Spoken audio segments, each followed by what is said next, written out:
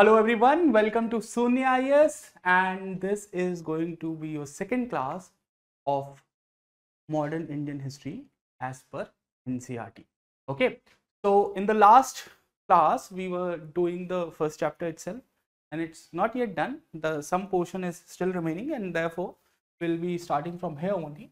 And before moving forward, I also thought that it'll be good if I'll provide a basic revision of the last session. That is very interesting, very important.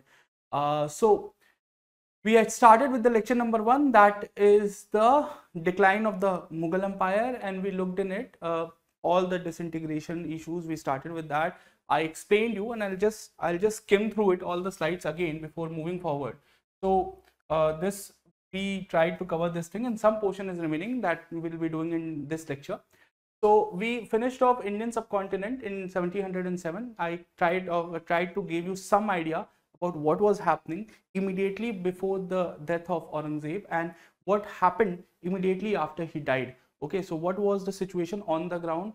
We talked about, I gave you some basic idea about Mughal Empire, and like any other empire, how any empire works, what's economy, military, administration, and culture. These are the fundamental foundational pillar of any society. Okay, that we looked.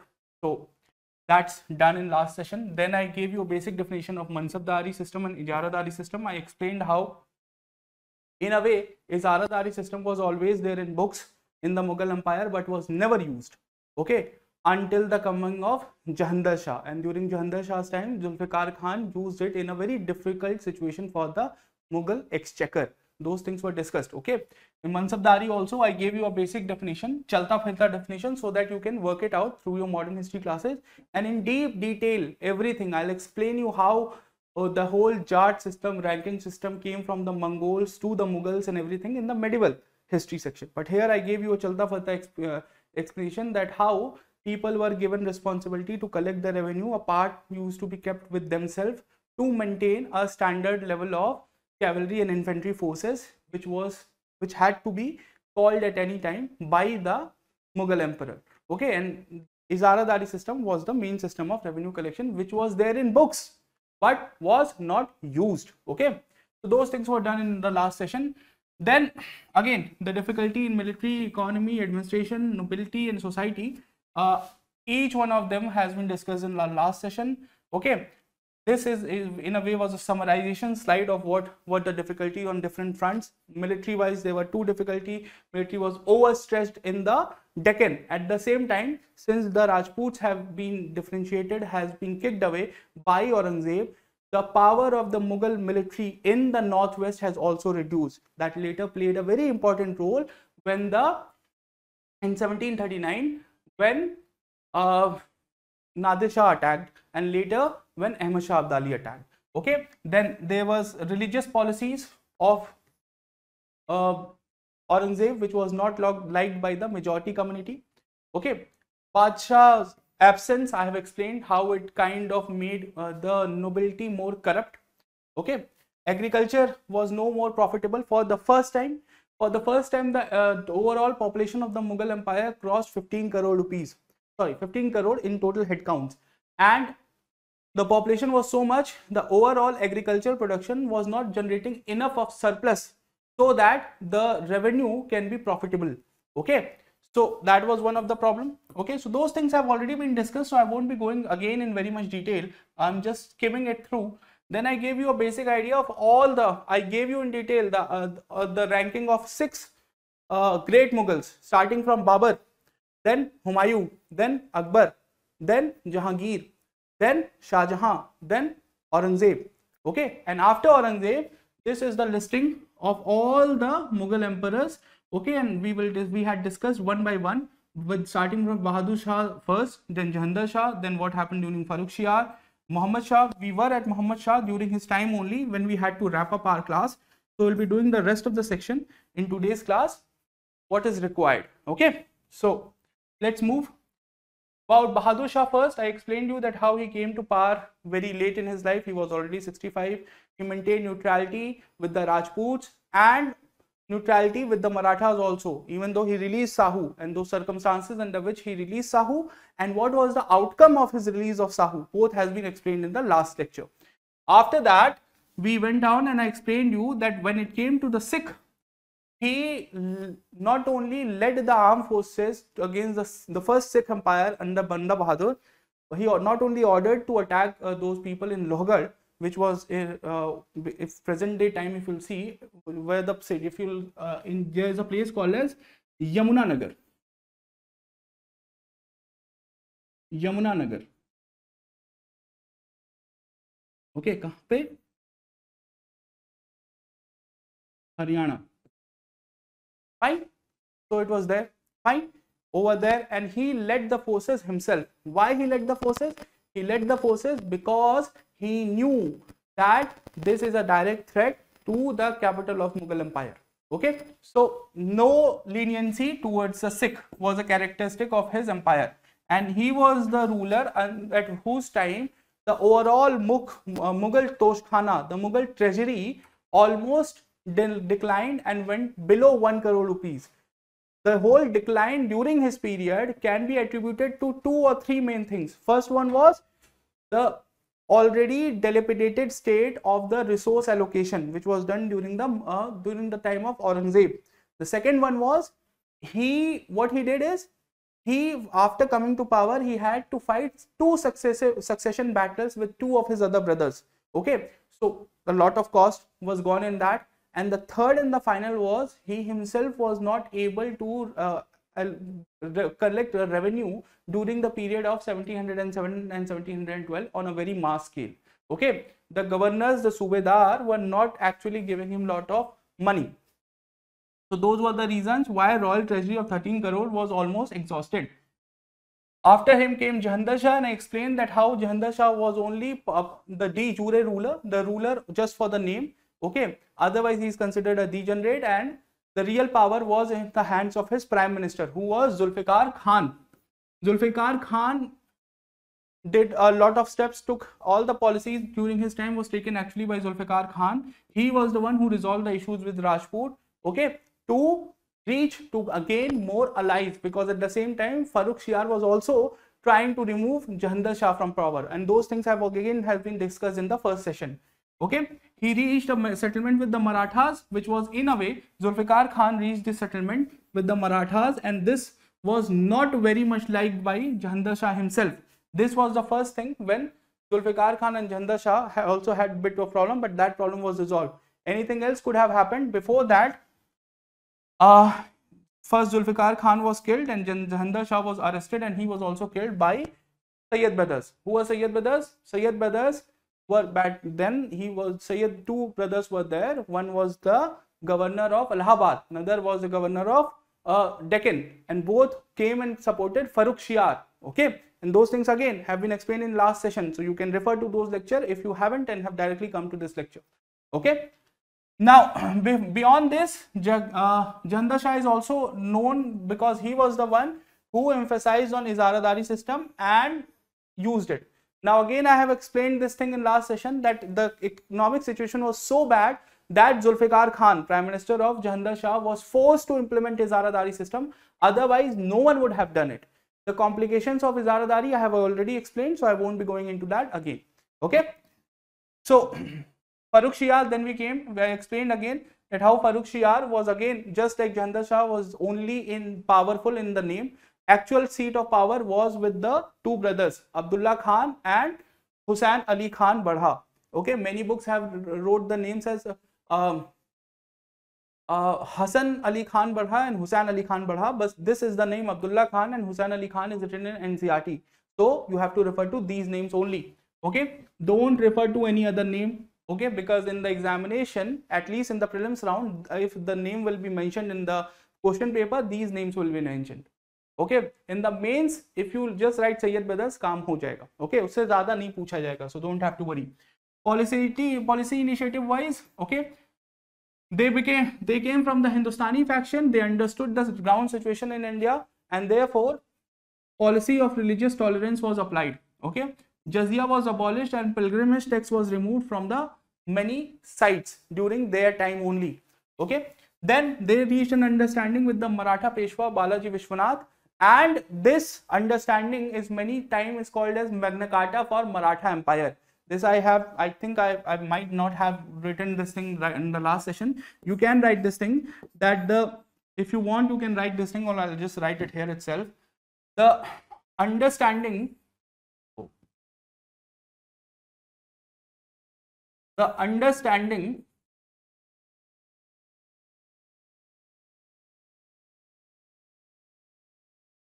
between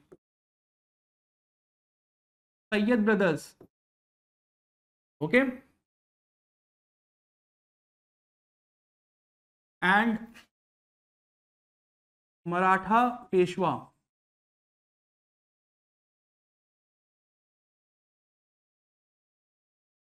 Balaji Vishwanath.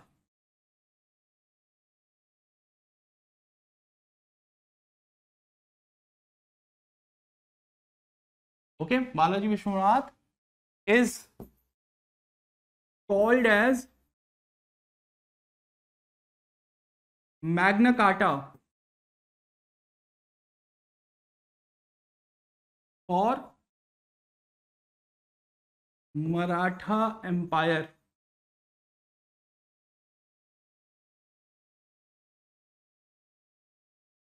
Fine, just remember this thing. Many a time,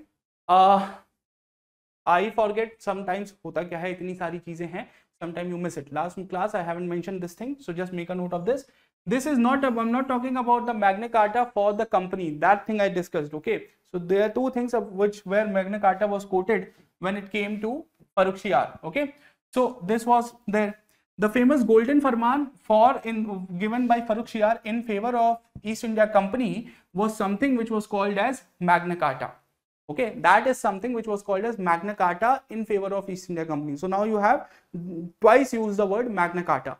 For those students who don't know what is the significance of Magna Carta, why it is used as a synonymous for something very big, understand in something like 1215 or something, when the French attacked the English, okay, the very many English barons were not ready to support. To support whom? To support the King of England, King John.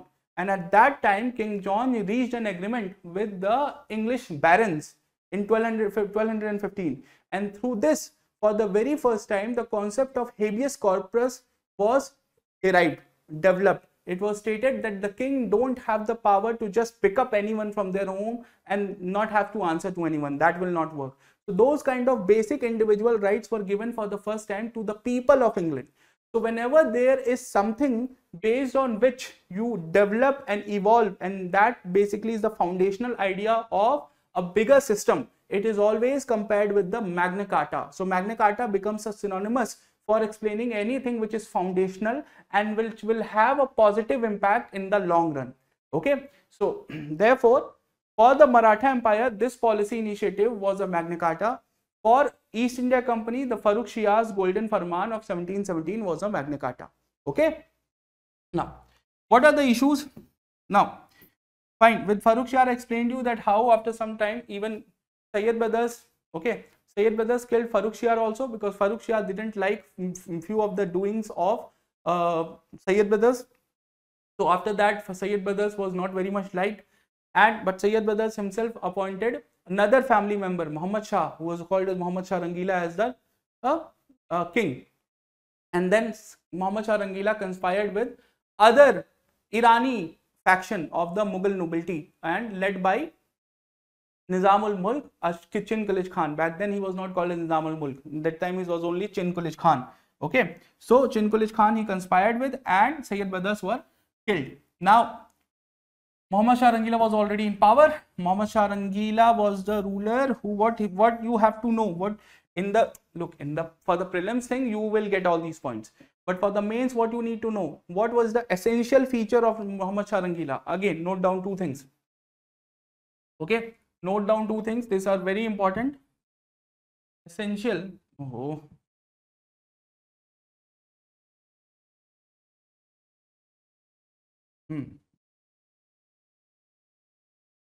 Essential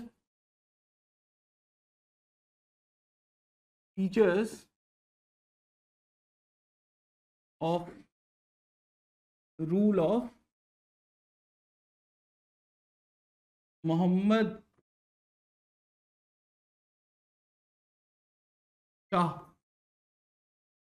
Rangila. Okay, so what are the essential features?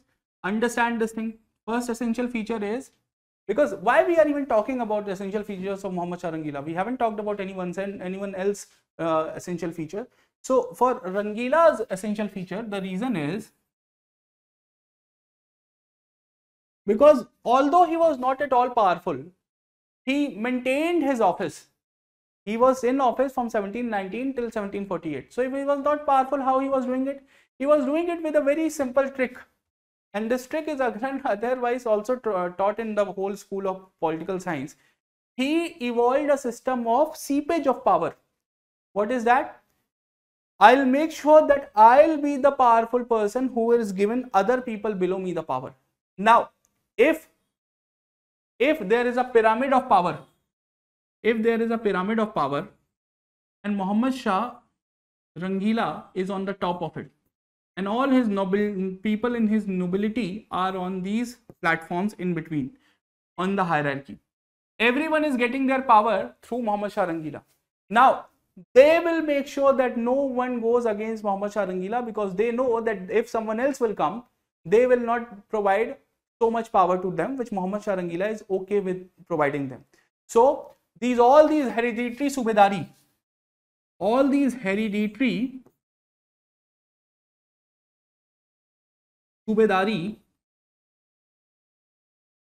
which he gave to in Awadh in 1722. He also affiliated Bengal. Bengal's hereditary subedari was given by Farrukh Shiar only, but he also affirmed it. Okay, so 1717 and 1719 both you can write, because it was given by Farrukh Shiar in 1717, but 1719 it was reaffirmed by Rangila. Now, after that, Hyderabad.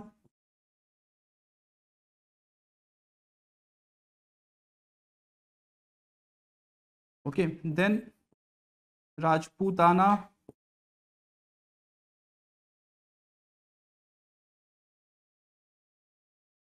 Amber and Marwar, both they were given. Okay, not only that, they were also made Subedar in many other areas. Beyond this, then Carnatic, that also was given by him only. So he actually gave so much people so much power that everyone was okay with him. Okay, so that is just the point number one.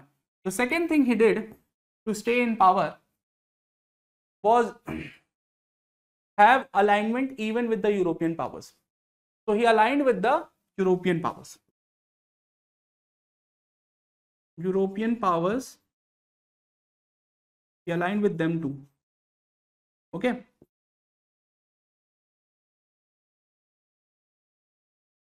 So not only he gave right to trade to the Britishers or the East India Company, but he also gave right to trade to the Dutch, the French, everyone. Whoever was coming and asking, "Hame trade right chahiye, le lo, koi baat nahi." Fine. So that you have to understand. Now, after that, Rangila's period, I have explained in detail that how Abdali actually attacked. And Nadir Shah also attacked, and what were the circumstances, okay, under which they attacked. Okay, those things have already been discussed, so I won't be going into that. Now we can move forward and we can start with the coming of Shah Alam in power. Before Shah Alam, understand this, there were two more people. Before Shah Alam, there were two more people. These two more people, you don't have to read, and that's why I'm not even mentioning their names. Okay, it's not like I don't know the name. It is intentionally not being mentioned because in NCERT it's not mentioned, and the chances of it coming in the examination is very less. Okay, beyond this, it's there if you still want. Nahi, hame to janna hai sir. So these are the two rulers, Ahmad Shah Bahadur and Alamgir II. Okay. Now let's begin Shah Alam II's period, 1759 to 1806. Okay, and then we will move forward. So let's just finish off this thing. So Shah Alam II came in power in 1759. Okay, and he actually was also not the real power on the throne, while he was also power degraded beyond scope during his period only. Okay, he was the ruler whose power was degraded so much so that he was removed from Red Fort, was taken to Allahabad in 1765, and then in 1772 Marathas took him back from Allahabad and brought him back and placed in Red Fort. Then in 1788, later on, very late in his life, the Rohilla Afghans attacked Red Fort, captured the Red Fort in totality actually, and blinded him right there in the inside the Red Fort premises. Okay, so all those things happened. Okay, in his period only. The whole power declined during his period. Okay, if someone is very much interested, I'm just telling you for your own knowledge. There is a very interesting show on Netflix called as Beecham House. Beecham House is a show about a British guy who used to work for East India Company, and now he has left the job and has shifted to Delhi. The story is placed in 1795 India, when Shah Alam II was still the ruler of Delhi. So if you want, you can watch the show to have a basic understanding what was going in those times. Okay, Beecham House. Now, during his time, what were the major crises he saw? So when he came to power after 1759, immediately he saw that at that time, Ahmad Shah Abdali was continuously raiding. Sometime he used to raid Amritsar. Sometime in 1756, actually, what Ahmad Shah Abdali did, he crossed Delhi. He went to Mathura, raided Mathura, took money from Mathura and went back to Afghanistan. He left Delhi and went to Mathura in 1756. So when Shah Alam II came to power, he knew that Abdali is a threat. Okay. Now, Shah Alam got his daughter married to Abdali's son. That is also a story not mentioned in your NCERT, but you should know this. Okay. Fine. So during his time only the third battle of Panipat was fought. Okay. And when the third battle of Panipat, the Marathas lost the battle. Okay. So you will see that after that he has to escape from Delhi for some time. He was also stationed in Awadh for that time, and at that time there was a tripartite agreement between Nawab of Awadh, Nawab of Bengal and Shah Alam II, and then in 1764 they went for a battle against the Britishers, which is called as Battle of Buxar. I'm not going into detail in Battle of Buxar right now, because when we'll be discussing about the whole rise of the Britishers in Bengal, we will be doing it over there. Okay, so he aligned with the Nawab of Bengal, Nawab of Awadh, and fought Battle of Buxar, where again he lost, and he was forced to sign the Treaty of Allahabad.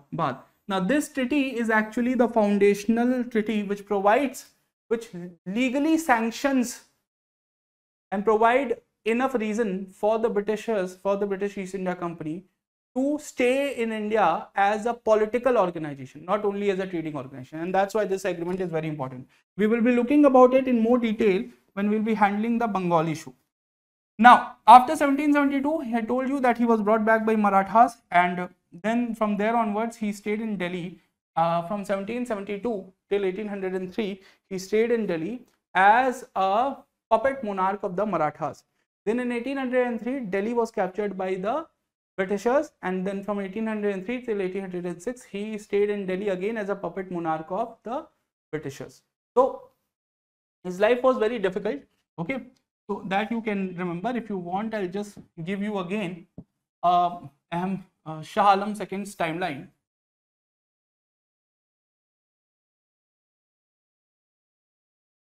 Okay, he was throned in 1759, but he was not allowed to come to Delhi, first of all, because there was already a Mughal tussle going on between Mughal nobility. Okay, he finally was allowed, or he basically aligned with the tripartite alliance. Okay, tripartite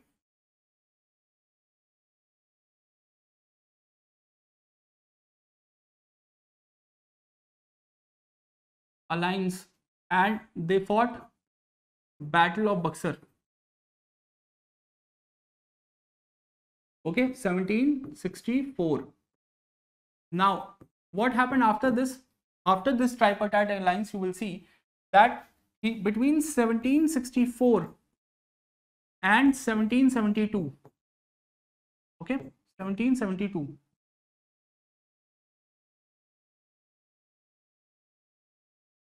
Okay, he was stationed in where? Allahabad. as a pensioner of East India Company. Okay.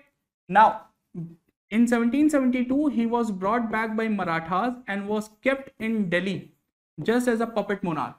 So 1772 to 1803, he stayed in Delhi as the puppet monarch of Marathas. Then another war happened between the Marathas and the Britishers. We will be talking about it in more detail in Anglo-Maratha War.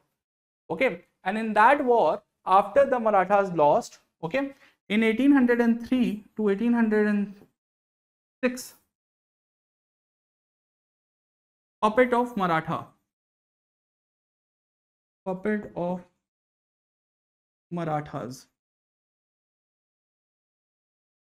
Okay, and this time period, he again stayed in Delhi only, but this time he stayed as a puppet of English company.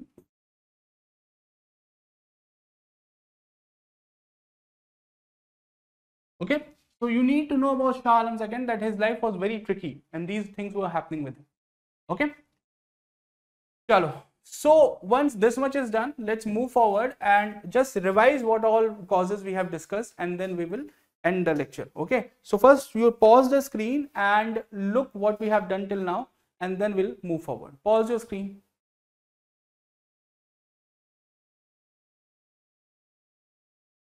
Okay, fine. So I hope let's proceed from here. You have seen this map. This is basically what we have discussed till now. It's all on the screen. Okay, that's all what it is. Okay, what we have discussed, if you wanna, you can see it again. It's all on the screen. So let me just revise it first just for a moment. Okay, for you guys. Fine. So the thing goes like this, that the difficulties of Aurangzeb, these things can be divided into causes and consequences also. But this is all what was going on as the reasons for the decline of the Mughal Empire. Okay, in the sense that why Mughal, someone asks you that what went wrong with the Mughals? It was all going great. Aurangzeb was ruling for 50 years. Then what? What happened? The easy answer is all the points in front of you. Okay, but if you can divide these points on these lines, on the lines of military, economy, administration, nobility and society, then it will be great. Otherwise also, these are the points which are directly mentioned in your NCERTs. Okay, that the Mughal resources were overstretched. Now these resources can be divided into on two levels: military resources and economic resources. Okay, by then when Aurangzeb was alive, then also there were difficulties. Okay, Aurangzeb ke baad, after him there was instability on the top. Instability, this only instability impacted the character of nobility too. Even when Aurangzeb was arrived, he was living in Aurangabad, so there were noblemen who were not properly behaving. They were no more transparent. They were working for their own good. Okay, there have been again and again cases of that these Jagirdaris, this piece of land which were given to Mansabdars, there was a huge corruption in that because Aurangzeb himself was not sitting on the top. Later Mughals, the situation went even worse. There have been instances when the Mughal kings knew that something is going wrong, but they were like, what we can do? We can't do anything. Okay, so those things are there that you can remember. Okay, beyond this, the agriculture point I have already covered. I have explained it enough. Rajput, the reason that Rajputs left and that impact of that on the military we have discussed. We have also discussed that the final blow came in the form of the two foreign invasions. But beyond that, there were other invasions also to Delhi. Look, when we are talking about foreign invasions, we are only referring to two important groups, the Persians and the Afghans. Okay, the Nadir Shah's attack of 1739 and Ahmad Shah Abdali's attack of 1761. But even beyond that, there have been other forces who were there from Indian subcontinent only, and they also attacked Delhi. The Jats of Bharatpur, they also attacked Agra and Delhi. Okay, the Marathas attacked at least thrice on Delhi. Okay, Britishers, they were there and they also attacked later on 1803 onward. But everyone, whenever they got a chance, they attacked Delhi, and that led to the decline over the period of time. Okay, so all these points just make a note and then we can move forward. Now, these are the questions which are there in your NCERT. So I decided that it will be good if we discuss these questions in the session itself. Okay. So, how did the Mughal Empire shrink to the area? This is a question number 1. If you will go to your old NCERT, which is written by Bipin Chandra, chapter number 1, question number 1. Okay. In the back of the chapter, there are exercises. So all the questions are there. Usually what happens when one prepares for UPSC, they say क्या पढ़ें, ये तो आसान question है, तो बच्चों के लिए. But no, these questions are not bad. Let me remind you, these questions are excellent. I have gone through these questions and these are excellent. If you are preparing, if you are starting your preparation, it will really help you if you try these questions on your own. So what I will suggest is I am giving you the pointers again and try to write these answers. Okay, attempt these questions, try to write the answers, and it will really help you before you start your mains answer writing. Okay, so let me handle the questions one by one. The question number 1 says, how did the Mughal Empire shrink to the area around Delhi? What were the steps taken by the rulers and high officials to save the empire? Okay, so there is this two part of the question. Why it was degraded only to the small area of Delhi? So in that you can explain all the causes we have just given, that the overall commanding force, whether it was the style of ruling, the ruler himself, that declined over the period. Okay, in the aftermath of death of Aurangzeb. Later on also you will see that other ruling elites, nobility, also conspired and tried to fetch area for their own self. Okay, that hereditary subedari thing, so that also played in reducing the overall area of influence under the Mughals. Okay, for example, by the time Shah Alam was in power, there used to be a very famous saying, Shah Alam Mughal Shahanshah Delhi se Palam. Shah Alam Mughaliya Shahanshah Delhi se Palam. You might have heard about there is a Palam airport in Delhi. Okay, and there used to be Delhi, that is Red Fort. So they used to say that, okay, he might be the Mughal Shahanshah, but the area under him is only the area between the Red Fort and the Palam, which is right now is even inside the Delhi city itself. So that has been the only size of the ruling region of the Mughal Empire by 1790. Okay.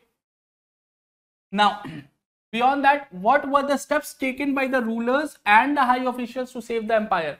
So in that you can write the steps taken by Zulfikar Khan. Okay, to increase the resource, he imposed the Izaradari system. Over here it will be implemented, seen as one of the steps taken to improve the finances of the state, although it backfired, but that is for the later discussion. Over here it was taken with the intention of increasing the bettering the financial situation of the Mughal Empire. So that can be written. Okay, so taken by the rulers and high officials, so you can write the Izaradari system. Okay, then Sayyid brothers cancelled the jizya and reduced the areas on which Teerth Yatra Mahsul was imposed. So end of jizya. Now beyond this, in next chapter I will discuss this thing in further more detail, and you will be able to accumulate the idea on further better way, that whether it was the Subedar of Awadh, Sadat Khan, whether it was Subedar of Bengal, Murshid Quli Khan, whether it was Subedar of Deccan, Nizamul Mulk, Ashaf Jahan I, Chinkulich Khan, each and every one of them knew it well that there are corruption in the revenue collection process, and therefore most of them tried to derive or devise a new agricultural revenue collection system. Okay, so provincial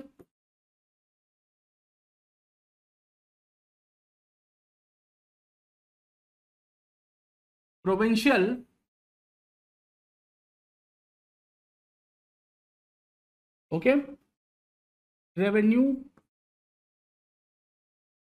collection system, it was given a revamp. Okay, now Question number 2, critically examine Aurangzeb's responsibility for the decline of Mughal Empire. Now, what is the responsibility? How much you can hold him responsible single-handedly? Look, surely he did a lot of things wrong, but he was not single-handedly responsible, because later rulers, the later Mughals, will also be held responsible. Although he played a very vital, important role in the downfall because of the following reasons, and you can mention these reasons. Number 1, okay, I'm just giving you the reasons for Aurangzeb's role in the downfall. What I am writing.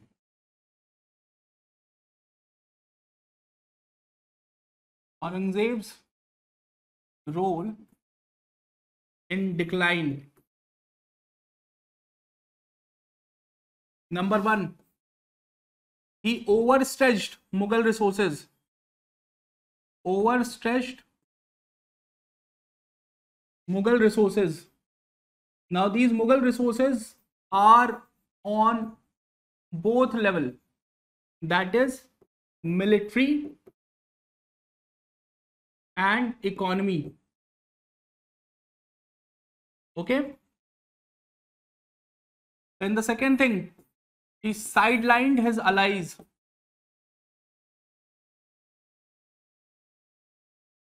Okay, the most important were Rajputs and Jats.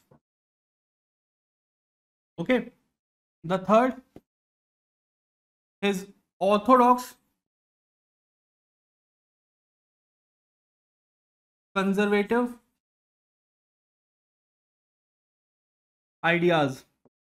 So this thing, what it did, what you can say, it sidelined, or it basically sidelined majority population itself, because majority population was Hindu, okay, and they didn't like the reimposition of jizya. After this, there were more points. These are broader points. You can further make new important points from the causes list which we have already given you. Okay, then the investment in agriculture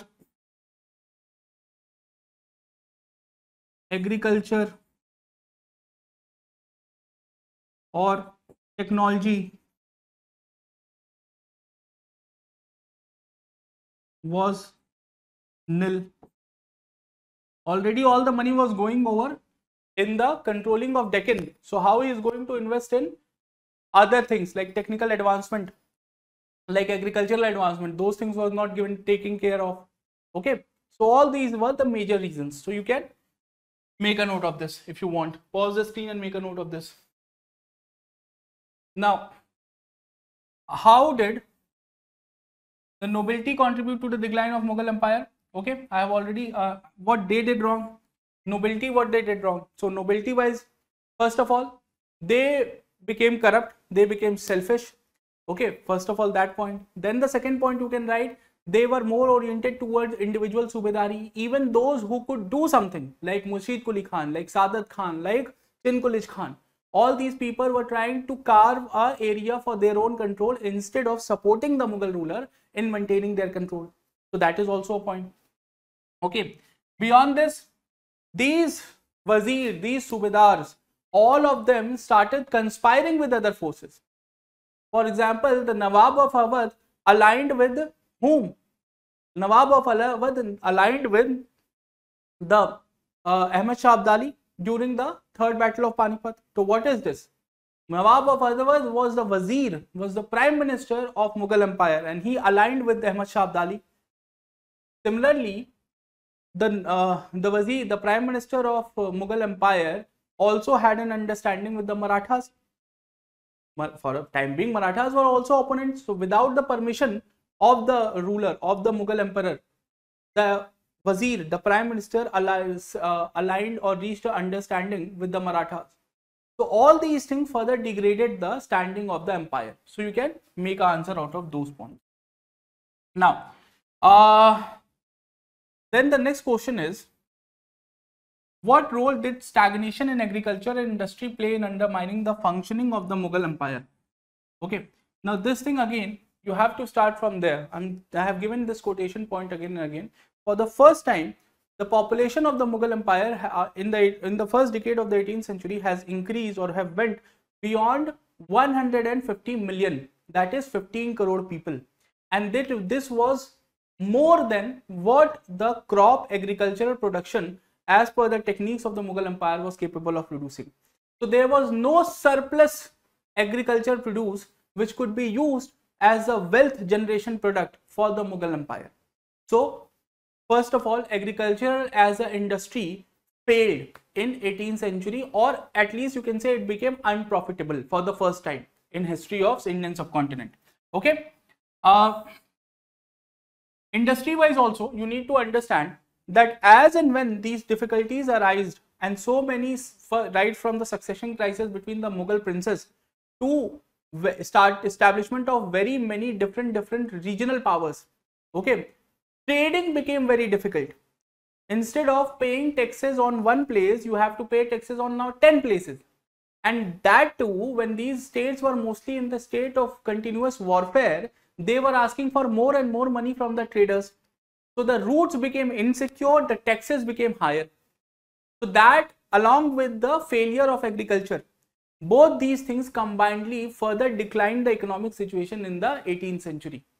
Okay. Now I'm not going to write this thing again because this thing have already been explained in the lecture 1. Now you are expected also to write short notes on few people. So first one is Bahadur Shah. And for Bahadur Shah means Bahadur Shah first, who was the ruler from 1707 and 1712. So ample amount of points have been given to you in his policy initiative. You can mention it from there. Zulfikar Khan, that is the Wazir, the Prime Minister of Jahandar Shah. So about him also you can mention about Izaradari system. He also reached an understanding with the Marathas. So those things you can write. Okay, and he was the real center of power. So combining these 3 points, you will be having something like 80-90 words. That is enough. With Sayyid brothers, I have already explained you their role in first bringing Farrukh Shiar to power by removing Jahandar Shah and then killing Farrukh Shiar and bringing Muhammad Shah Rangila into power. But another one important point which has to be mentioned, like is very essential, is that Sayyid brothers were from the Hindustani faction of nobility, and therefore they understood the ground situation in the Indian subcontinent or the Indo-Gangetic plains far better than the other nobles. Okay, so removing them was very essential for people like Chinkulich Khan, who later on became called as Nizam-ul-Mulk. Okay, Nadir Shah and his invasion of India. Now I have given a separate diagram, a whole slide in which map has been shown, just to give you an idea that why it was urgent for Nadir Shah to invade India. Okay, so that has to be mentioned in here. And the crisis of the Jagirdari system. Now this thing has to be covered with the whole idea of Izaradari system, that this new technique Izaradari, which was although were there in Mughal accounts books but was never preferred by any of the Mughal ruler, was used for the first time, and it will have its consequences in the long run. Fine. Now once I am again reminding you, I have given you enough points, make sure you attempt these questions. These are very essential for you. Okay, let's move forward. Let's start with the second lecture now. Now this is the lecture on the European settlements. So the beginning of the European settlements, how the Europeans came to India, why they came to India, what they were doing in India, all these things will be discussed here.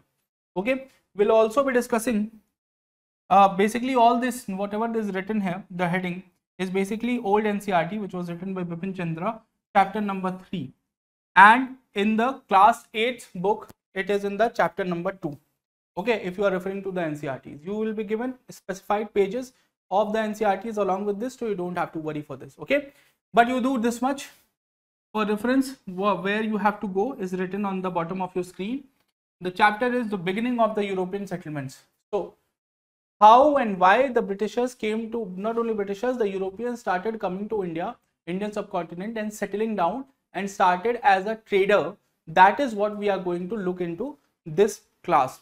To be specific, what topics will be covered? Let's go through it one by one.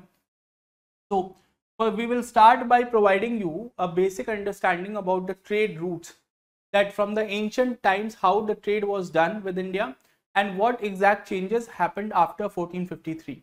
So those things we will be talking about. Beyond this, because we are talking about the trade dynamics, we also have, this is the correct time to provide you information about the global trade dynamics also. What was happening around the world, how the around the world the globe trade was happening, we will be discussing about it. What role the fall of Constantinople? Those who don't know, Constantinople is basically Istanbul. Okay, and it was ruled by, okay, Byzantine Empire. The last ruler of the Byzantine Empire was the King Constantine, who lost a battle to the Ottoman King Mehmed II or Mahmud II. English में Mehmed II कहते हैं, in 1453, and from there onwards Ottoman Empire made Constantinople as their own capital, and it continued to be their capital until 1922, when the Ottoman Empire ended and was converted into a secular Republic of Turkey under Kemal Ataturk. Okay, but those things are for world history discussion.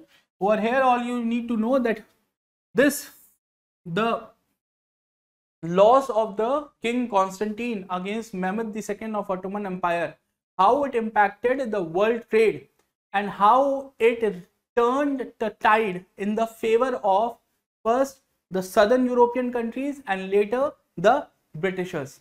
Okay, we will be talking about it. Then we will be talking about Treaty of Tordesillas. This treaty is not mentioned in your NCERT for modern history. Let me tell you here itself, it is mentioned in your world history NCERT. But information about it is very important, otherwise you will not be able to understand. So that's why I have kept this thing here. We will be talking about the Portuguese in Indian subcontinent. That is very important, because look, again and again I always mention this thing, that what the Chinese are trying to do right now, they are just trying to emulate what the Portuguese did in the 15th and the 16th century. Understand this thing. What Chinese are doing? Chinese are trying to make a string of pearls around India. Okay, and using this string of pearls, what they are trying to do is they are trying to control the Indian Ocean region and the Arabian Sea region. Now understand that the Portuguese were the masters of the Indian Ocean and the Arabian Sea region in the 15th and the 16th century. Portuguese were the reason, and I'm just telling you this, I will be covering this in medieval history, but I'm just telling you just to keep in mind that Portuguese were the reasons why the Mughal Empire never developed their navy. Okay, so that you have to keep in mind. We will be discussing that what they did. Okay, the Dutch, who were then Dutch East India Company, established in 1602, we will be talking about them also. In this lecture, we'll also be talking then we'll be coming to the coming of the English East India Company into India, and that we will be looking in far more detail, because of effectively they became the most successful European company who ever came to India. So what they did, how they established their settlements, which they called factories, how they developed Chennai or Madras, Bombay, Kolkata, all those cities, how they were developed, what were the reasons, what were the agreements with the Mughals and with the local regional rulers. All those things we will be doing or handling. Now, French company in Indian subcontinent, we will also look on that. Anglo-French struggle, this is the last topic, and this is something which usually I prefer to complete in the chapter number along with the rest of the chapters of chapter number 4. But since it's there in this over here, we will try to complete that here itself. Okay, so let's begin without wasting any more time. Let's begin and try to do as much as we can. Just pause your screen and just see what can be done. Okay, so you have the basic idea. Let's start with this map. Now this is a very interesting map. This is a modern trade route, the one marked in the red color. The one marked in the black color is the ancient and the medieval trade route. Now understand this thing, that till the 15th century, the world was not really sure that what was there deep down south. So through the territorial route, and we will use a different color, otherwise everything will be more confusing. So look, this is Surat, this is the Malabar coast, okay, and understand this thing, that this is the city of Constantinople, where it is here, okay, this is the city of Constantinople over here. Now till 1453, till 1453, is it visible? Not really visible. Use a different color. Okay, blue use kar lete hain. Till 1453, from the ancient times, okay, from the ancient times, that means BCs and all, 2nd century BC, 1st century BC, in the time of Ashok and all that, okay, from those times, this was the route of trade, that whatever you wanted, you bring it to from all over Indian subcontinent through Mathura, Meerut, this region, you take it to Pakistan, Khyber Pass, okay, Khyber Pass is the particular pass which connects Afghanistan and Pakistan. So you cross through Khyber Pass, then you cross Afghanistan, then you go through Iran, present day Iran, through Tehran you will cross, you will go to present day Iraq, okay. So the one of the important city on this route was Baghdad, okay, Baghdad. From Baghdad you will go to Damascus, which is in Syria. From there you will go to Lebanon, Beirut, okay. So either you will go to Beirut, either you will go from here to Beirut, or you will go to Turkey, okay. You can also go to Turkey, and from Turkey you will go to Constantinople. Constantinople, say, you will cross into Europe, and that is the terrestrial route. That is the terrestrial route on the ground route, and through that Europe was connected to Asia.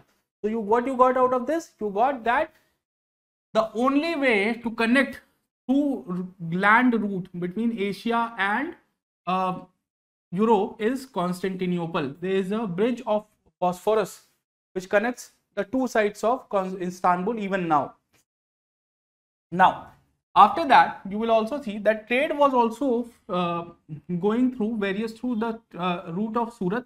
You will see that through the Strait of Hormuz. This is Strait of Hormuz.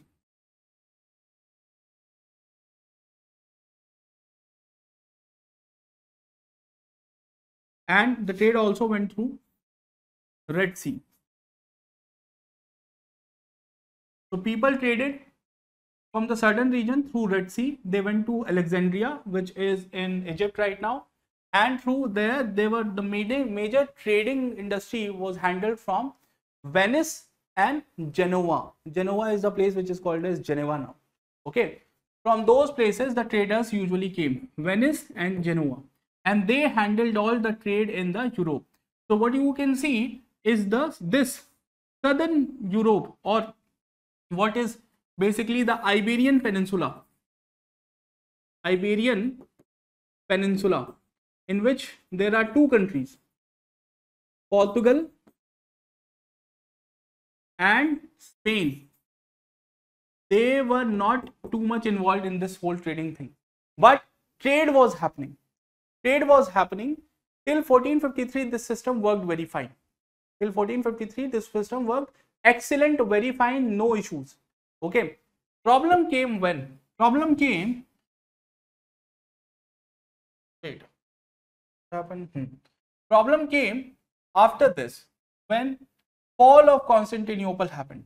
What is fall of Constantinople? I told you that King Constantine of Byzantine Empire lost to Mehmed II of Ottoman Empire, and this particular place, Constantinople, was now capital of Ottoman Empire, and immediately Mehmed II made certain rules and regulations. What rules and regulations he made? Again, the rules Mehmed II made: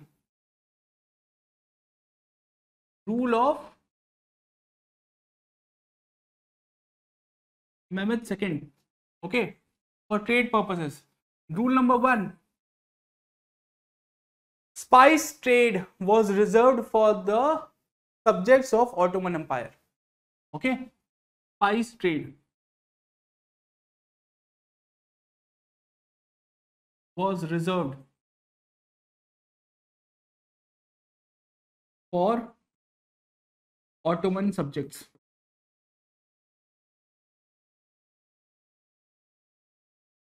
Okay. Rule number 2, toll tax was imposed on European traders. So for all other kind of trading partners, traders, or if you are European, you have to pay an extra tax. Now, if you are Ottoman, you didn't have to pay this extra tax also, 1.5% tax. But because of this tax, if the Europeans were finding it difficult to sell their own products which they brought from India and China, both the countries, and under these circumstances, what was the only way out? The only way out was they had to find a route to India without going through. They had to find a route through India without going through Constantinople. So without going through Constantinople, they have to go to India. And what they found out? So they were looking for a route from 1453 onwards itself. By 1460 and 1470, all the Western Europe and Southern Europe was adamant to look for new avenues to reach India. Okay. And for this purpose, you will see that in 1494, a treaty was signed. Now, this is a very important treaty. This is mentioned in your world history syllabus but world history textbook NCERT also, but I am covering it here so that you will have a basic understanding, because its requirement is over here, not over there. So this understanding was between the two important countries of the Iberian Peninsula. This is your Iberian Peninsula, and this is the actual map which these people used back then. This is the map they knew. So in 1494, the two countries on the Iberian Peninsula, which is Spain and Portugal, they reached an understanding and they drew a imaginary line, okay, through the Atlantic Ocean, okay, and they said that east of all this new land will be taken by Spain, Portugal, and west of all this land will be taken by the Spanish. And this was reaffirmed by the Pope. The Pope, who was sitting in Italy, was more than happy. From Rome, he was more than happy to give his reaffirmation and his assurances with a single demand that both these countries, or both the navigate ones, these companies will establish routes through this new non-Christian territories. They will take every necessary measure to convert all the natives of these newfound land into Christianity. Okay. So Spain and Portugal divided the non-Christian world between them by an imaginary line passing through Atlantic. West of the line went to Spain and east of the line went to Portugal. What was the benefit of this particular of the Pope, of the Christian faith, in a way, Catholic Christian faith? Is Pope was assured that all the people, these countries will take initiative to convert the non-native, non-Christian people of these newfound land in Christianity. Okay, all these missionaries, you know, everywhere, all these missionaries are basically an outcome of this whole Treaty of Tordesillas. Okay, अगर Treaty of Tordesillas नहीं होती तो इतने missionaries नहीं होते. Fine. So got it, basic idea. So this understanding was done, and so it was decided that this route will be taken by the Portuguese and this route will be taken by the Spanish. So Columbus, everyone was trying to find India only. No one was trying to find America. Everyone was trying to find India only. But routes were decided.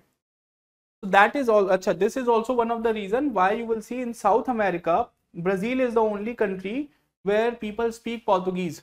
Otherwise, rest of the South America speaks Spanish. This is the reason, because the line crosses from Brazil. Now, you will see that Columbus went, navigated or sailed to west searching for India, and Vasco da Gama sailed to east. Now, Vasco got the route correct. Columbus also found a new land, resources, everything, but he didn't reach India. So, this is the route taken by Vasco da Gama. Okay. And in 1498, he reached Calicut. Okay. So this is done. This is a basic understanding which you need to know. Now, this was the route found back then. So the trade started through this new route. It was bigger, it was longer, but it was safe. It was doable. So it was accepted. Now, this is what is happening in the known world. Now let's talk a bit about Columbus also, because in the long run it will be useful for your understanding. So you will see, you might have heard about this Africa, North America and Europe idea. Now what is this? Understand this thing. Yeah. What if, let me explain this thing to you. Suppose this is America. This is Europe. And this is Africa. Let's keep India and Asia out for a moment and just discuss about these three countries, these three continents. Now, Africa had people. What Africa had? People. Okay. America had natural resources. They have land, they have natural resources. Okay, not only United States of America, the whole Americana, North and South America. And Europeans had nothing, but they were the one who took the initiatives. Okay, so what they did? They reached, first of all, through Columbus, they reached America. After reaching America, they understood that only coming to America will not resolve our problem. If we have to use these resources, we need people. So where they got the people from? They got the people from Africa in form of slaves. Okay. Now, so America, all the slaves were brought by the Europeans. Now, how they are going to get the slaves? They are going to get the slaves by providing finished products to the African lords or African kings. Africa was already going through very many civil rebellions, civil war among the Africans. Okay, and they were more than happy to sell the people of the losing tribe, okay, to the Westerners in return of material possessions. So European countries started selling finished products to the African rulers, and they got the slaves from there to America. From America, what they did now? They took raw material, cotton, wheat, sugarcane, everything. From America, they took raw material. Okay, Europe, they got they made this finished product. Very soon, when a lot of American or Europeans shifted to America, 1607 onwards, this happened. This will be in your world history section. When America was started to be livable, those 13 colonies were established over the period, started in 1607. They started sending their finished products here too. Okay. So America also became a sellable area. Now look, what a chain they evolved. They had nothing, but they got the raw material from America. They converted it into finished products, sold it to the Africans. From Africa, they got the slaves and took it to America. And America, the whole cycle continued. Okay, so this cycle, you got it. Now, this is what the cycle is. Basically, what I just explained you. Okay. This, what I just explained you, is basically this thing. This is also available on the United Nations. This is a map taken by United Nations. This is not something I made. So I just explained you the same thing which is shown here. Got it? Now understand this thing. Now I've explained you what they were doing in India. So understand now this map. So in Africa, they sent manufactured goods. Okay. Manufactured goods was sent to Africa.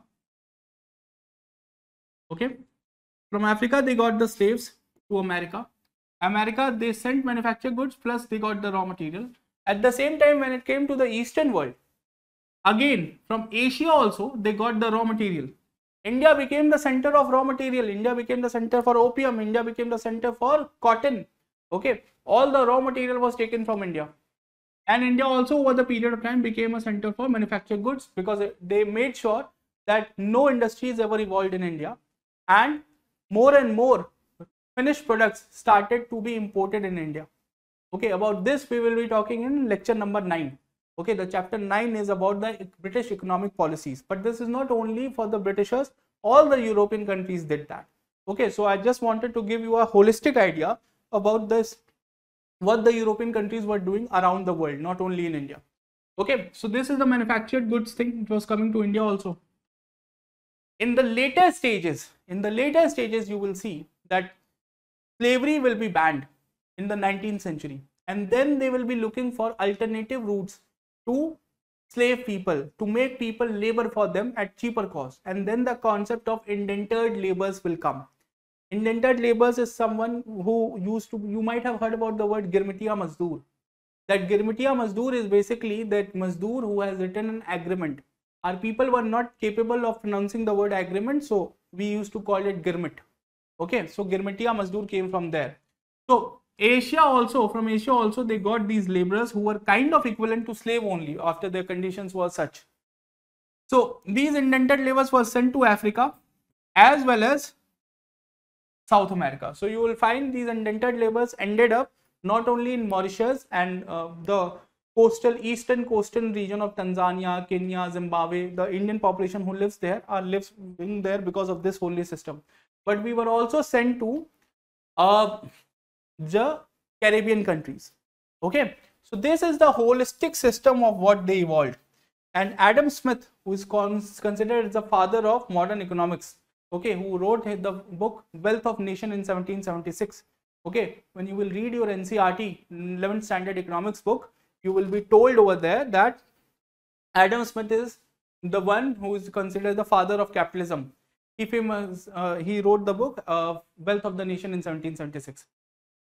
He once said, Adam Smith wrote, the discovery of America and the Cape route to India were the two greatest and the most important event recorded in the history of the mankind. That if the Europeans, why Europeans excelled? Europeans excelled because of the two things they did. First, they found out the route to America, and the second, they found out the route to India through the Cape of Good Hope. Okay, the 1498 route. Okay, so that you have to keep in mind. Once you have the basic idea of what I'm trying to explain you, that what was basically the trade, foundational trade relation. Once you have the idea of that, then we can move forward and I can explain you more things. Fine. So this is done. Now Tordesillas is also complete. Now let's come to directly to the Portuguese Indian subcontinent. Okay. Now this is again a map which is taken from the Portuguese records only. If you will see in this map, okay, these are Ottoman these are Ottoman flags. What color I should use? These are Ottoman flags. Okay, and these are Portuguese flags. Okay, again these are Portuguese flags. Okay, this is basically Mughal flag. Fine. So what happened is 16th century is also called as Portuguese were the masters of Indian Ocean. So how they became the masters of the Indian Ocean, that the story I am going to tell you. So give a moment, give like 4-5 minutes, listen to me. There's a bit of a story here. So Vasco da Gama came to India in 1498. Okay, he landed on the port in Calicut. The ruler over there was called as Zamorin. Okay, now Zamorin said, "Acha kya karne aaye ho?" He was like, trading karne aaye, kar lo trade, theek hai. So he purchased all the black pepper and spices and all that, and it is famously stated that the amount of money he invested in his whole voyage to India, he earned 60 times of that money just by taking the stuff and taking it back. Okay, he earned 60 times that money, 60 times, not one time, not two times, 60 times that money. Now, that happened in 1498. Then, very soon, Portuguese said, okay, fine, let's do this thing. This seems good. So, in 1500, 2 years later, he came again and they established a factory in Calicut itself. Now, at this very moment, let me explain you what a factory is. That it will be there in your slide also, but let me explain you what a factory is. So, I hope everyone knows about SEZ. Okay, if you not, please know it. Might have heard about SEZ, Special Economic Zones. Okay, Special Economic Zones. For those who don't know this, let me explain this thing to you. That what's the whole idea of the Chinese evolution? How the Chinese after 1988 became so big, so developed. So what they did is, near Shanghai, they made a SEZ. Okay, now in this particular region, which was on the Chinese territory, they stated that the Chinese communist rules and regulations will not be applied. Okay, there will be no tax imposed on the companies who will be establishing their factories here, and all the Chinese people will be coming here to work. Okay, and since this was like in the South China Sea region, so the easy access was there to America through the Pacific Ocean. So since there was no tax applied, very soon the American companies started building their factories here. The Chinese workers started coming here. So Chinese were earning nothing out of that land. Now, although they were not getting tax money, which otherwise if any Chinese company would have started working anywhere else in China, would have paid to the government, but there was employment for people. Okay, there was employment for people. Then there was the whole idea of technical proliferation. That is Chinese people learning the ways and techniques of the Americans, the Western world. Then the third thing was, even when tax are not paid, still the company will invest some money into China. When they are making a building there, they are constructing something, they have to procure machinery, equipment, everything from the China only. So there's some investment also comes. So in the worst of the worst case, still if there is zero, there is nothing, there is nil, there will be something coming out of this investment. This is the concept of SEZ. Now why these companies comes here? Because they don't have to pay taxes, which otherwise in their own country they had to. Okay, so this is the basic concept of SEZ. Now take this SEZ, which is SEZ concept, which is a 20th, 21st century concept. Now take this concept back into 15th and 16th century. These factories were basically SEZ only. These factories were basically SEZ. Now let's just make a map of India.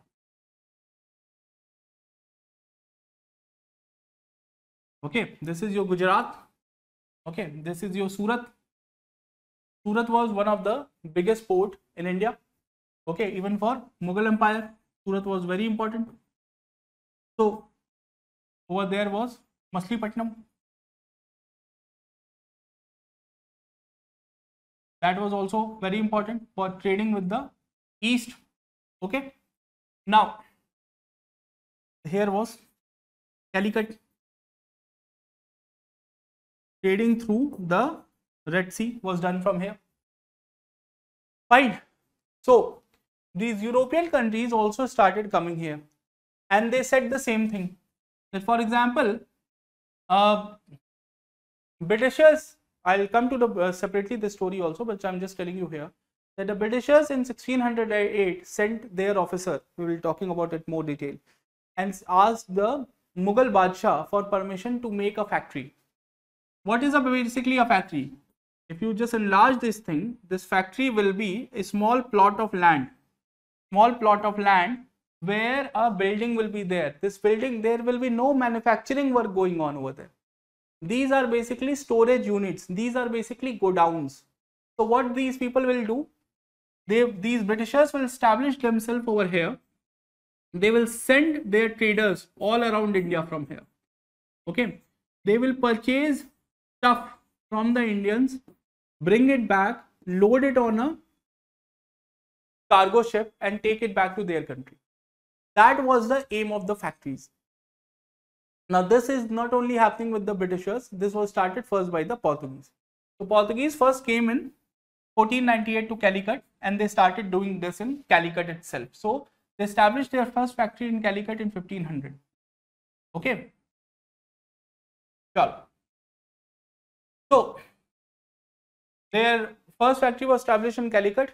In 1501, they established their factory, another factory in Cochin, and soon they shifted the center of Portuguese India to Cochin, not Calicut. Calicut was a very small place, so they shifted it to Cochin.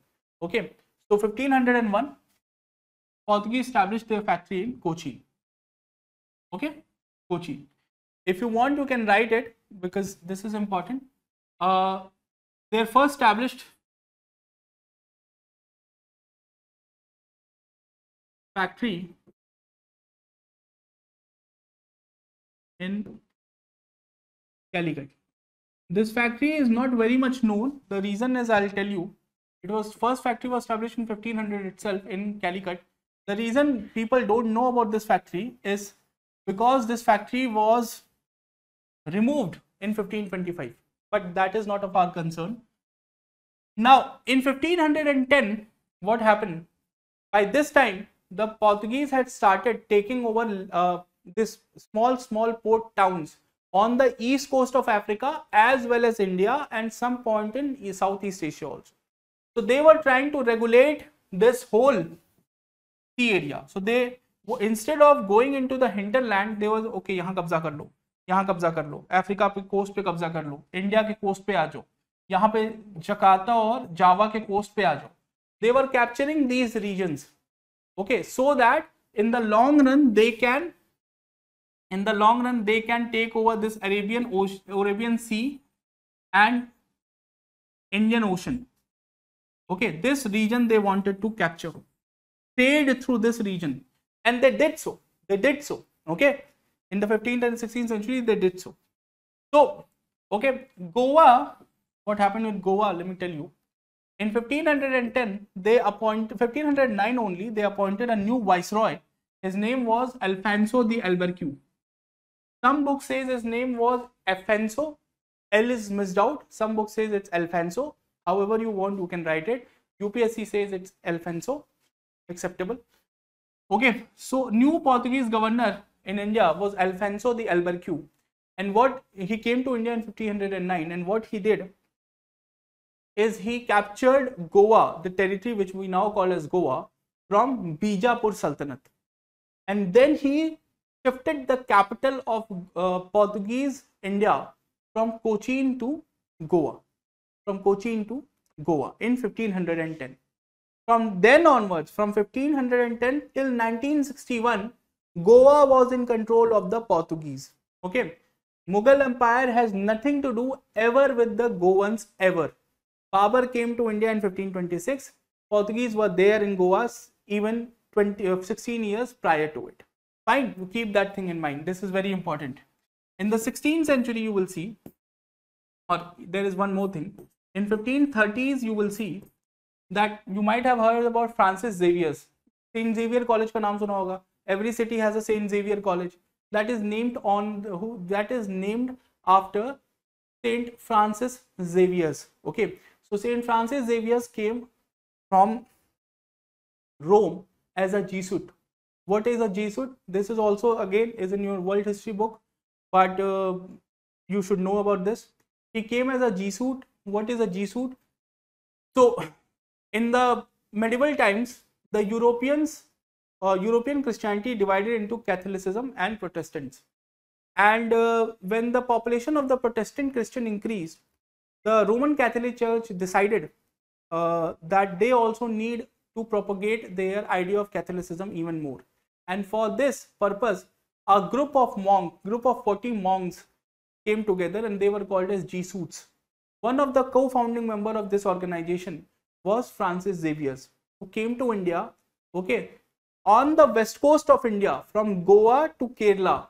The propagation of the Christianity is basically oriented to Francis Xavier.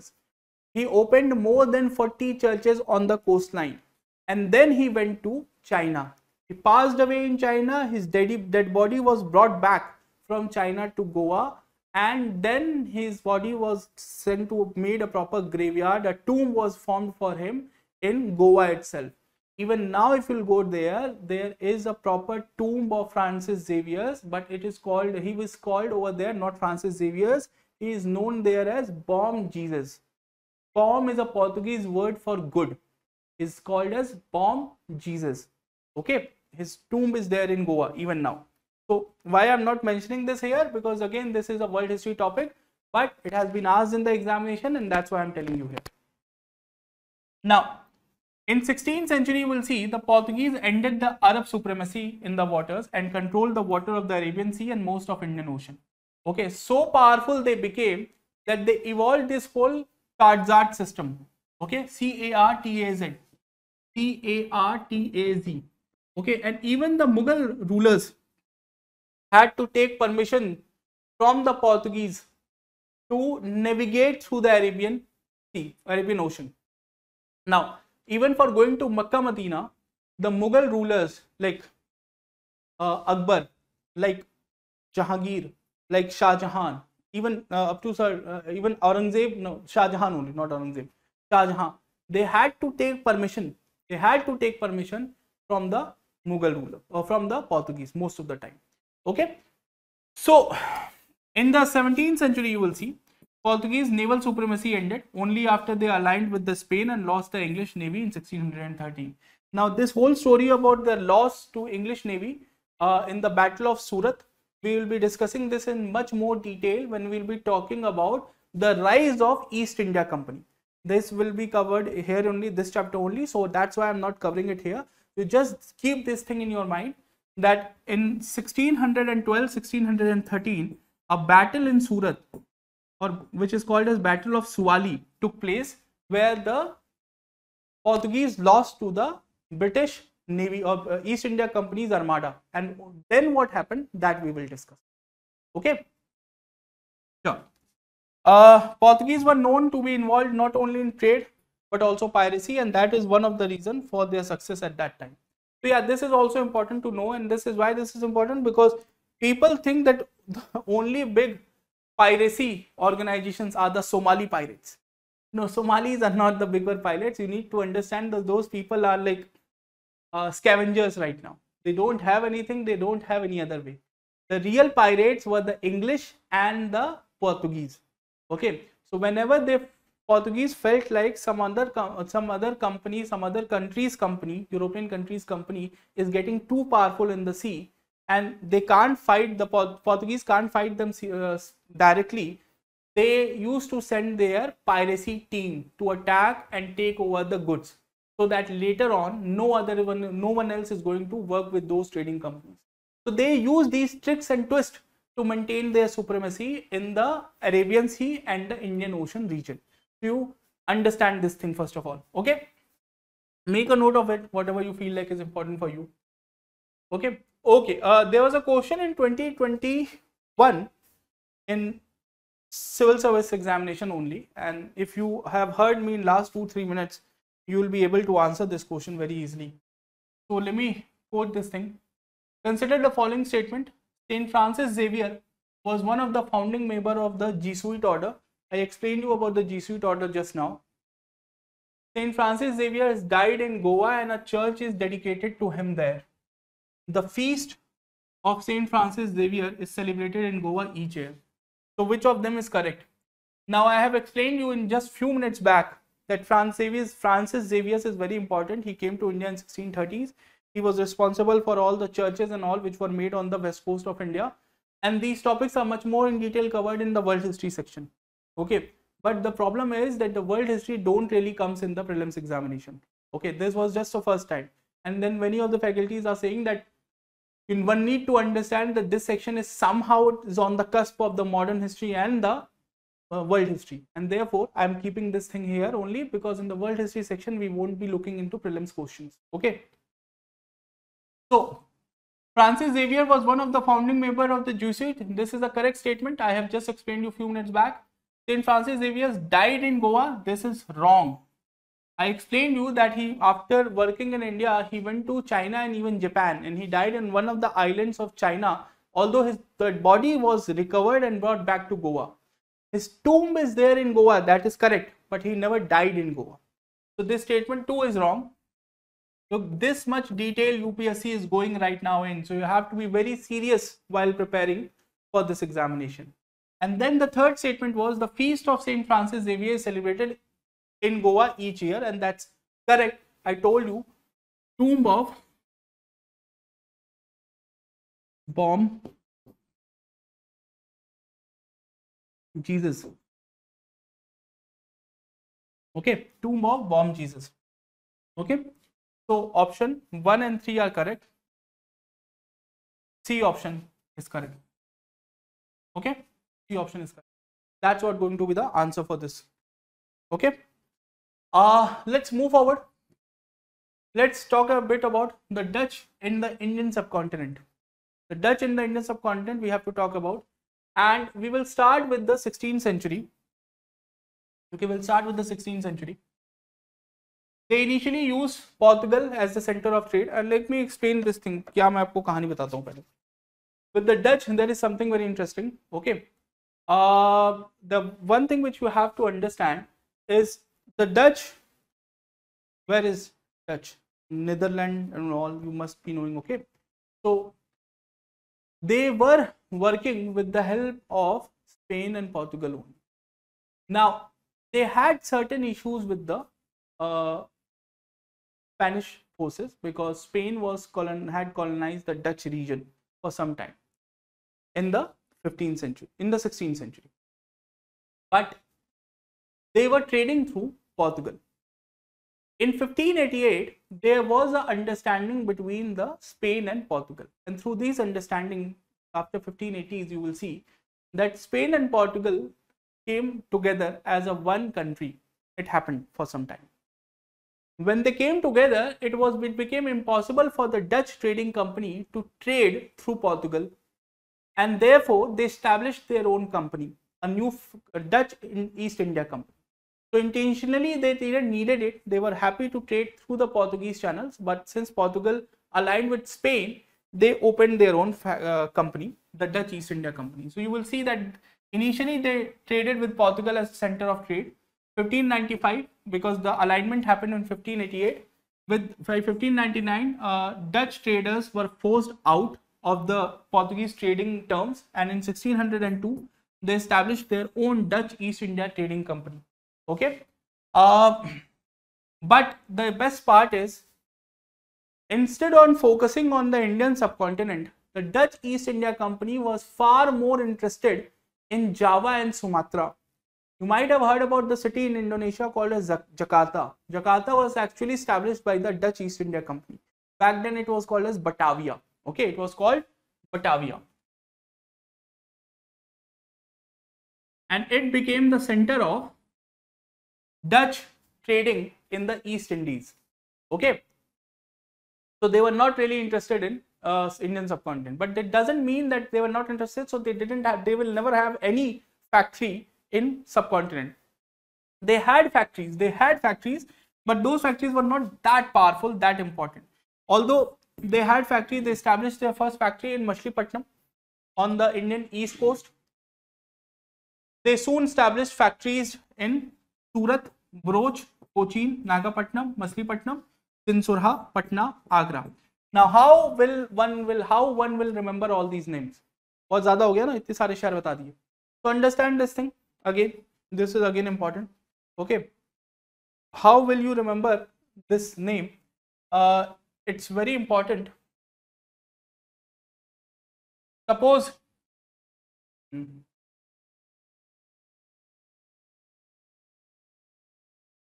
what I'm doing.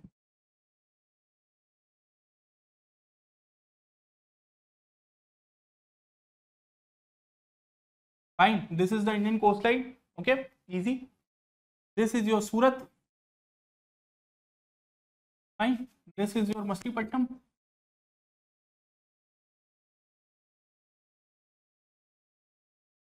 Now understand this thing, that over here is Bharuch, which is now we call as Bharuch. Back then it was called as Broch, as per the English naming culture. Okay, anglicized naming. So any country which is trading in India, we needs to trade on the west coast and on the east coast, and they will have some factories, because I've told you factories are basically go down to keep stuff. So for that purpose, they also have to have these factories in the city centers. So which was important cities back then? Patna. Okay. Then Agra. Okay. Fine. On Chinsurha was a port on the Hooghly River. This is Hooghly River. Okay, so one side is Calcutta, another is Hooghly. So you get the basic point.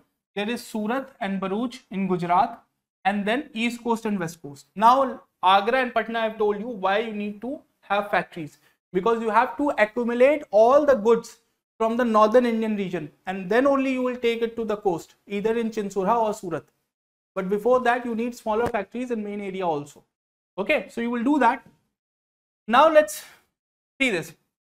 So first they got the permission to make their factory in Machilipatnam. Now Machilipatnam right now is Andhra Pradesh. Andhra Pradesh was not a part of the Mughal territories. So easily the local ruler from there gave permission to them to open their factory. They opened it. Fine.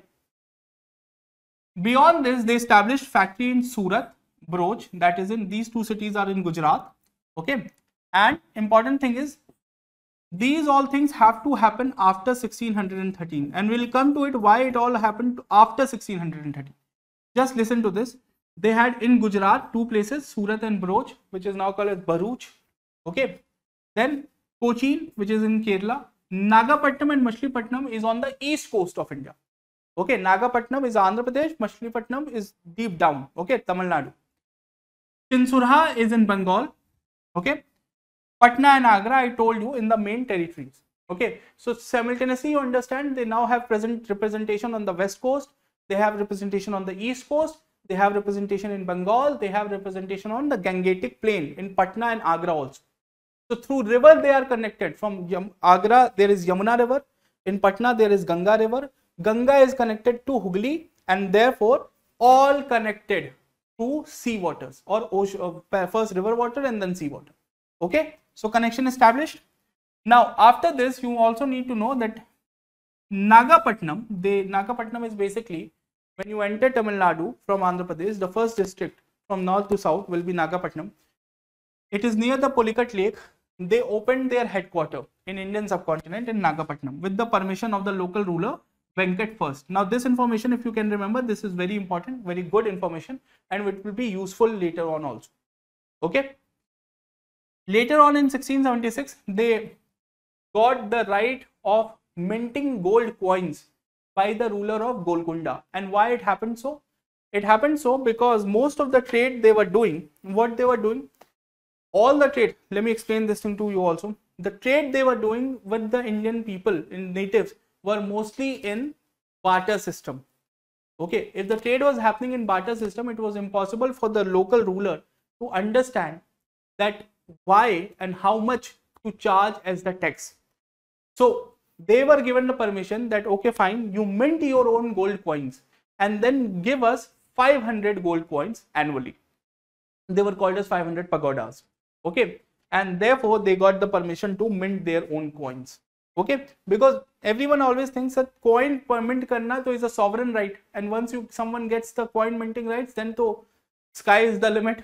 Okay. But that is, they had a reason for doing so that at that time. So Dutch traded in barter system with the natives, making it difficult to impose tax, and that's why the ruler of Golconda allowed them to mint their own coin. Okay, understood the Dutch thing? Now there was a question this year itself in CSE 2022. There was a question. Okay, And the question stated, with reference to the Indian history, consider the following statement. The Dutch established their factories, warehouses on the east coast on land granted to them by Gajpati rulers. Now, right now you won't be knowing about the Gajpati rulers, but let me give you some ideas. By the time of you will be done with your medieval history, you will get to know about them. Gajpatis are the ruler in Odisha. Gajpati rulers are the rulers in Odisha. I have told you that they were in contact on the east coast and on the west coast, everywhere. But in Andhra Pradesh, Tamil Nadu, Gujarat, Patna, Agra, but I have not mentioned anything about Odisha. That was done intentionally because there was no representation in Odisha. And that is why they have, UPSC has asked this question. Because UPSC also know that you will not be able to remember all the name of the factories. Sure, it's fine, they don't want you. They want to understand whether you have that understanding or not, that you can do the regional divide.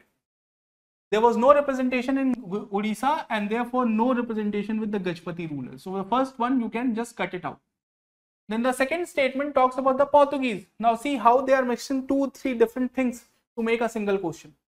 Now the second statement says that Alfonso the Albuquerque captured Goa from Bijapur Sultanate, and this statement is right. This happened in 1510. Okay, and if you, I'll just tell you that how current affairs stuff gets involved in history.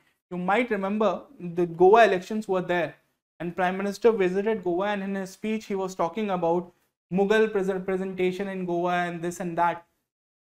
People remember these things. Those who make the paper also watch TV.